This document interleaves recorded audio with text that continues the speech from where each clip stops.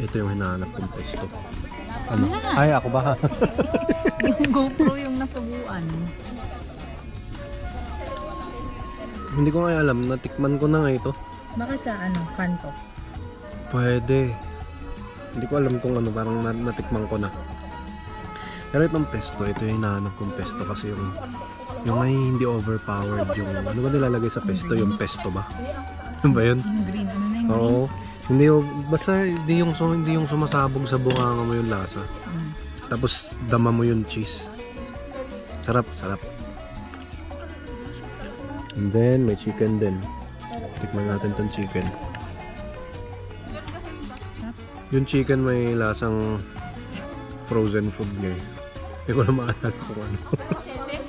Tikman mo na, sige na, para ano. Para siyang ano. Para siyang yung frozen food. Para siyang ano.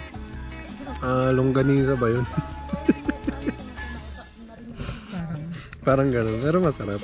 Hindi naman siya, hindi ko sinasabing yung quality niya frozen food. Parang may kalasa na frozen food. Try ulit natin. Yun siya oh. Matamis siya no, na basta may kalasa to. Pwede sa kanto ata. Mas matamis nga lang ito, no? Then kain muna kami.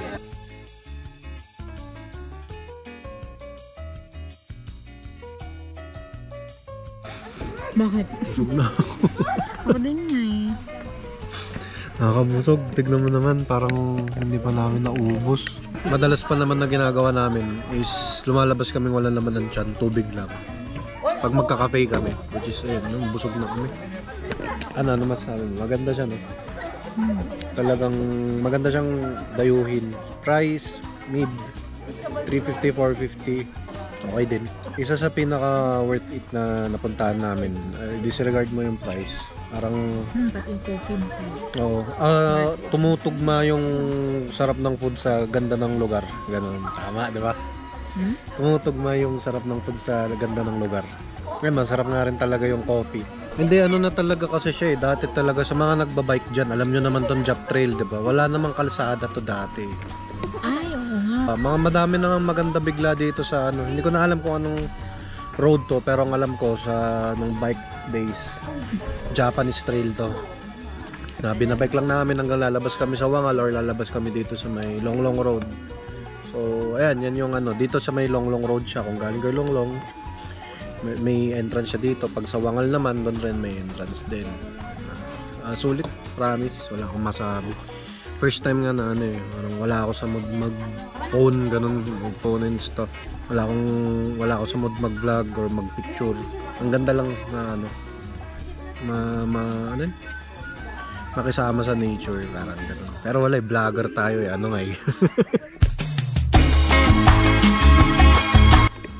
So uwi na kami, and di talaga namin maubos yung food, busog na kami. Sabi ko nga, lumalabas naman kaming hindi kumakain ng kung ano-ano man bago mag-cafe kasi para diba ma-enjoy.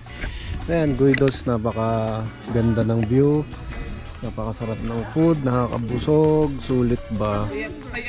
And then napakabilis ng serving, nakakagulat yun. Sabi ko kanina na checkpoint pa kami, nagre-reklamo na si Pearl na gutom na, hilo na daw siya sa gutom, tapos matcha-checkpoint pa kami. So na-expect ko sa every cafe naman may waiting time na alam nyo yun, hindi natin matansya pero may matagal talaga.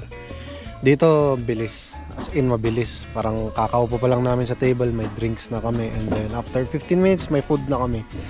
Napansin ko rin sa mga kararating na bago is ayan, may food sila agad, di ba? So very observant kasi tayo sa bilis ng serving ng food. So usually lahat ng cafe pagka napuntahan na hindi na namin binabalikan, pero ito parang kailangan namin bumalik kasi maganda naman. Ayan o, nakaganda. Oh, goodbye Guidos. Ano kaya? Ayan, dito siya. Diba? So usually hindi kami bumabalik sa mga cafe, pero eto parang Hindi actually usually, talagang pag na-try na namin, hindi na kami babalik. Pero ito, magandang balikan talaga. Pangalawa dun kasi, yun nga, ang sarap mag-relax dito. Sana pagbalik namin may mga kasama na kaming friends. Parang yun yung magandang, perfect place talaga siya for ayuyang ng mga kaibigan. Ang pinaka-comment ko lang is, ang daming food sa menu. Ang hirap pumili as in. Diba? Parang lahat naman, hindi naman sa ano yun eh. Sa akin lang siguro, pagka maraming food sa menu, nahirapan talaga akong pumili. Sa transportation, mas maganda kung may sariling sasakyan or motor. Kasi sa tiga Trinidad, hindi ko sure kung may ano dito, may jeep or dadaan dito ang taxi. Pero feeling ko pwede na ngayon. Maganda rin naman, pwede rin maglakad kung gusto nyo mag-hiking muna. Pero yan, last check natin, ito na. Guidos Restaurant. Giggle moves, peace.